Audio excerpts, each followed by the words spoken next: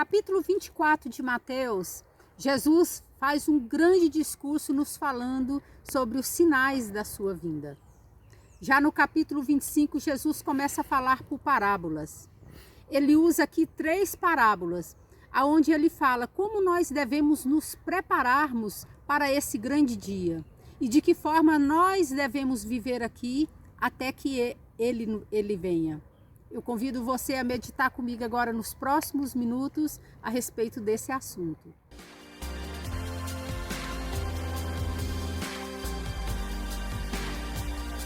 Capítulo 25 de Mateus começa com a parábola das 10 virgens.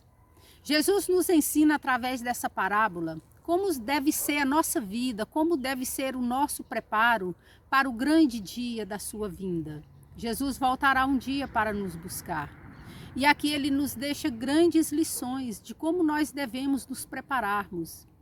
Cada parábola fala de um tipo de preparo, de um tipo de vida que nós devemos levar.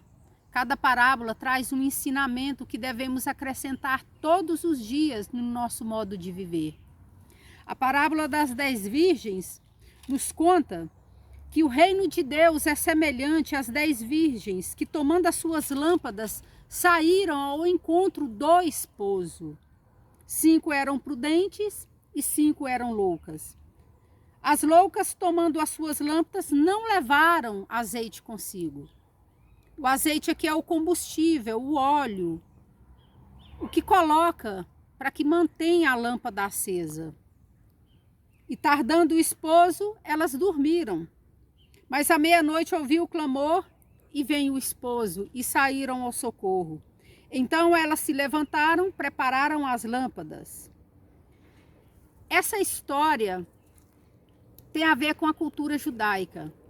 Naquela época, quando havia um casamento, o noivo ia até a casa da noiva para se casarem.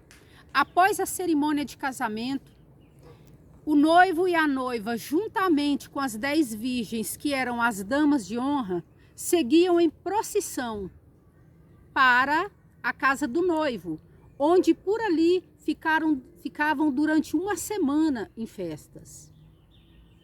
Só que o noivo atrasou, o noivo chegou, já era meia-noite. Naquela época não tinha luz, então cada uma tinha que ter a sua lanterna.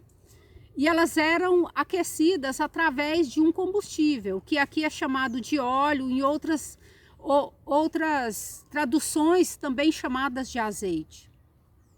Aqui fala que o noivo chegou à meia-noite na casa da noiva.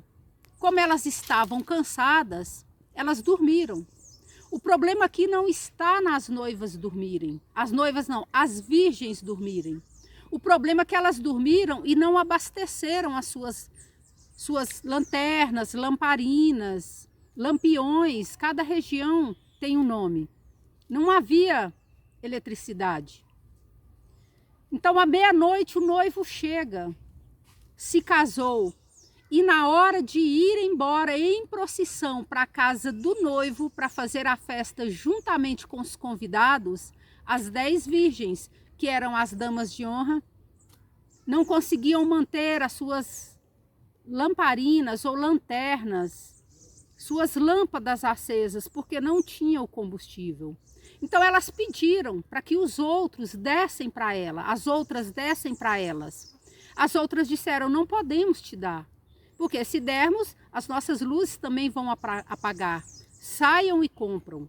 Elas saíram para comprar, mas a cerimônia acabou e todos partiram para a grande festa e elas ficaram. É um grande ensinamento para as pessoas que hoje não levam uma vida séria diante de Deus. Sabemos que Jesus vai voltar a qualquer momento. Nós não sabemos nem o dia e nem a hora. A qualquer momento o Senhor arrebatará a sua igreja e todos têm que estar preparados para esse grande dia, porque nesse exato momento não dá tempo nem sequer de pedir, não dará tempo sequer de pedir perdão a Deus pelos pecados. O arrebatamento será num abrir e piscar de olhos. Jesus nos deixa aqui um alerta que a nossa salvação é individual, cada um deve cuidar de si. Cada um deve cuidar da sua vida espiritual, porque naquele grande momento não dará tempo de mais nada. A seguir, Jesus nos deixa aqui a parábola dos talentos. Jesus nos fala aqui a respeito de servirmos o reino de Deus. Quantas pessoas são tão talentosas e não usam o seu talento a serviço do reino de Deus? Tudo isso será cobrado de todos nós. Nós devemos repensar a nossa vida diante de Deus e revermos de que forma nós estamos servindo ao reino de Deus de acordo com a capacidade que Deus nos deu. Ainda nesse capítulo, o Senhor fala do juízo final. Jesus nos relata aqui sobre bodes e ovelhas. Muitas vezes, nós levamos uma vida cristã totalmente sem qualidade. Nós somos capazes de meditar na Bíblia o dia todo e orar o dia todo, mas não somos capazes de servir os nossos irmãos. A fé sem obras é morta. Não adianta você ter fé se você não pode servir o seu irmão. O cristianismo sem solidariedade não significa nada. Eu convido você a meditar neste capítulo hoje. Que você venha repensar como você tem conduzido a sua vida diante de Deus. Como você tem se preparado para a volta do Senhor. Como você tem servido o reino de Deus de acordo com a capacidade que o Senhor te deu. E como você tem também servido os seus irmãos. Que você medite e que você possa mudar aquilo que você acha que não está correto diante de Deus. O Verbo se fez carne, na terra descer,